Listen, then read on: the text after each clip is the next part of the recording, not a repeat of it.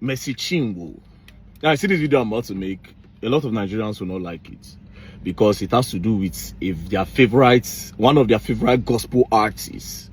You understand? So, Nigerians go verse for this video.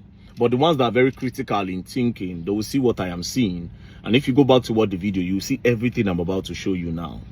Now, throughout last week, I think it was last week, Mercy Chinwo, the gospel artist, and a record label boss, they had an issue where she now made a video, you know. She was now saying how the guy threatened her, how the guy bullied her, how the guy did everything, right? When I watched the video, read the comment section, a lot of people were just sympathizing with her. But what I saw was totally different, right? I went through the whole video. All I saw was lies, deceit, emotional manipulation, emotional blackmail, pretense from her part. And I will point out the things that I noticed, right? Before I say anything, I will tell you for free that I am a church boy. I stayed in the church for close to 10 years. So when I tell you that I know gospel artists, I know them 100. I stayed in the church for close to 10 years. I feel stage any gospel artist now in old songs, in old gospel songs, like Christian songs, where they do for ministration on a steady. I will tell you, call gospel artist name and everything. I'll tell you, right? Now, one thing I will tell you people for free, just to open your eyes, is this. Most gospel artists and people that are generally into the gospel and Christendom, especially when they are people that people know that they are popular for being a gospel related artist, they lie a lot, they pretend a lot, they fake a lot. Just take it from me. Take it from me. As a matter of fact, if you keep a gospel artist for me and you keep a secular musician for me, I will take that secular musician to make heaven over that gospel artist. I promise you, 100. 100. Now, the issue was about Mercy Chinwo and a record label boss that made her do the video. But when I was watching the video, I noticed a lot of things. Now, let me point out the things that I noticed. First things first, I'll play the video. Then you can watch it for yourself. First things first. Okay, let me even play the video first. You were blessed. First, I want to say thanks to every one of you for your immense love and support. I never believed the day would come where I would sit here to share my story. For the sake of the body of Christ, I thought to bring some clarity to a lot of misleading news out there online about the Mercy Chinwo brand. A man said I sued him, came online, made videos to tarnish my image. He looked at me and said, I made you who you are and I will destroy you.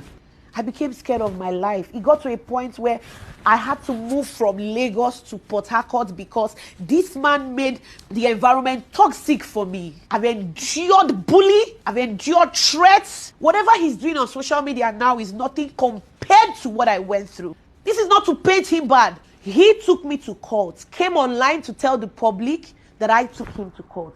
Here are the documents. You took myself and Minister Judike to court.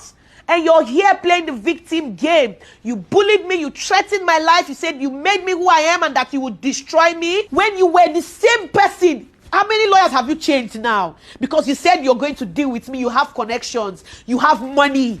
What did I do? What have I done to you? I took you as a father. I was once your backup singer. I served you diligently. We signed a management contract in 2017. As we progressed, you tried to convince me to sign a 12-year contract, which I said no. Since then, you started acting funny, always toxic because I did not extend the contract. Immediately after my contract, I discovered you forged a new contract. Please tell the world what happened to the 2017 and the 2019 contract. You seized my royalties for 2 years. You're a bully. You're an oppressor. One of my major crimes was when I did a song with Pastor Nathaniel Bassey.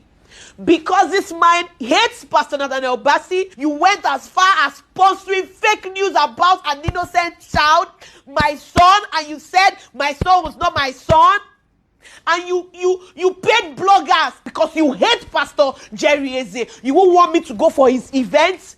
The people you fight, I must fight them with you. And when I ask you questions, why don't you like them? You start harassing me.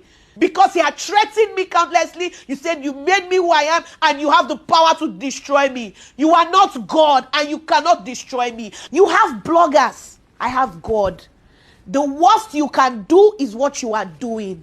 Like I said, what I went through working with you is nothing compared to what you are doing. You have bloggers. I have God. And I know that God will not let your plan come to pass. Now, first things first, you see this video she made. If you watch the video closely, you will notice that they do break and quench. They do cut and join in the video more than 20 times. That means they recorded this video more than 15-20 times. They did different cuts along the way. They wanted to be sure that there was a director. From what I am seeing, there was a director that was saying, oh, Mercy, you need to cry, you need to seek the emotional conscience of the people that are watching you. 100. That's what I am seeing in the video. Because why else did you people cut the video in multiple places and you were joining? Now, it's not a bad thing to cut and join video to make it very, very precise. But here's the problem with it. If somebody is expressing their emotions, they don't cut it. Somebody cannot express an emotion, then you cut it, and the person will still be in that mood to express. You break the emotions and you break the mood. So it only means that these people came prepared. They came there, they sat down and they made the video. When it was time for her to cry, she cried. Now, if you go back to the video again, you will notice that even after she cried, the initial part of the video, they brought it back and added it towards the end. So the tears part was cut in half. Now, if you listen to our words, they were also not aligning. They were break and quench. But that's by the way. Secondly, this is another thing I noticed. I'll tell you the two important things, right?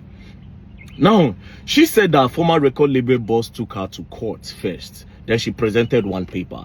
I will read from what I'm saying. It looks truly that between AZ Concepts and Mercy Chinwo. So it was AZ Concepts that actually took this to court. But when I looked at the number 4 of the prayer, it says that sometimes in early 2022, the respondent approached requested she wanted ownership of her music catalog. Other artists such as Nathaniel Bassey, Choma Jesus, with their music catalog in turn. It took time to educate her that. So basically what I understand from this is that Mercy Chinwo walked up to the record label one day to say, I want my music catalog, which was a problem because record label don't give you your catalog. Call Don Jazzy, call all the biggest record label owners in the world. They will tell you they don't give the musician the catalog. That's what even caused problem between Mohbad and Naira Marley. That's their major problem. But that's by the way. So she's saying that this person took her to court. It is because she tried to pressure him. From what I'm seeing now, she tried to pressure him to give her the music catalog by a lot of means. And maybe the guy felt pressure and that some money influence was behind that. That's why he took the matter to court. This is my observation. It might be false. Do you understand? That's number 1. Number 2, on the issue of forgery. Mercy Chinwo mentioned that there was forgery. Now, I don't agree that there's forgery from the evidence that she presented because forgery are usually perfect. They will not even know. They will not see any mistake in forgery. Now, what I'm seeing and what I'm showing you on the screen doesn't look like forgery. It looks like there was a mistake in the documents and they tried to correct that mistake. And after they corrected it, it looks like Mercy Chinwo and the record label boss were both present. That is the only explanation of the 2 signatures that are on this date. As you can see, date 5th day of September 2017. Now, if you look at this thing well, it looks like they wrote 2015, and when they realized, they decided to correct it to 2017. That's what I can see. It might not be true.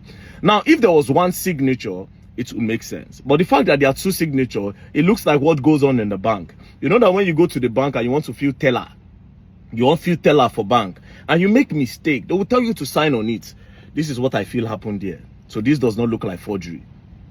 But they can't say it's a lie. This doesn't look like forgery at all. It doesn't look like forgery. It looks like they were both there. So this one again is off. This one looks like a lie. So these are 2 lies. These are 2 lies. Now, the last part. You see the part where she was bringing in Jerry Eze. The guy does not like Nathaniel Bassey and all that. That the guy went to go and pay money for people to say the baby looks like Nathaniel Bassey. That is emotional manipulation and emotional blackmail.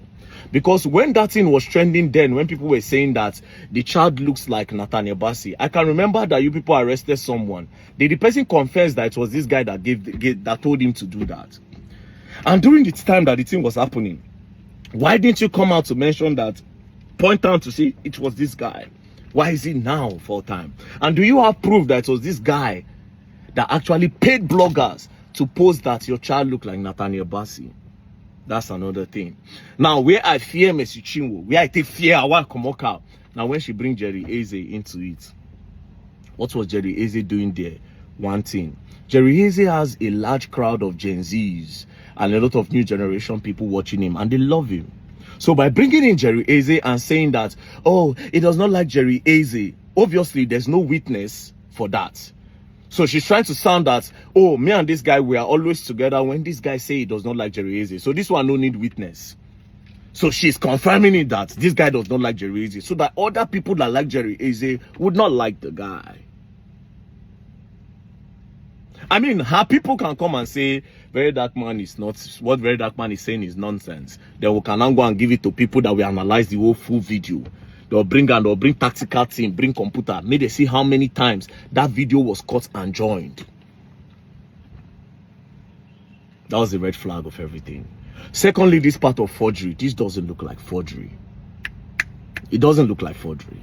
At all, it doesn't look like forgery. And again, the part of Jerry Eze, come on. And that part where you say, you have bloggers, I have God. Come on, sister. Come on.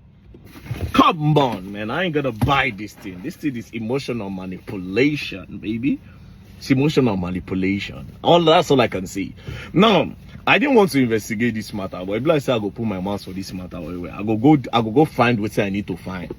But I know when somebody, I don't trust the easy, I don't know him from anywhere.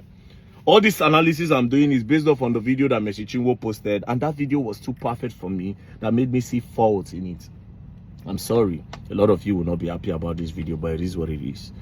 Like I said, I go investigate that. I go investigate this their matter. I won't know what really happened. Peace and love, don't play. Else you go and learn, I will learn the hard way. For the people who go verse, moon and no verse, the analysis I do, peace and love.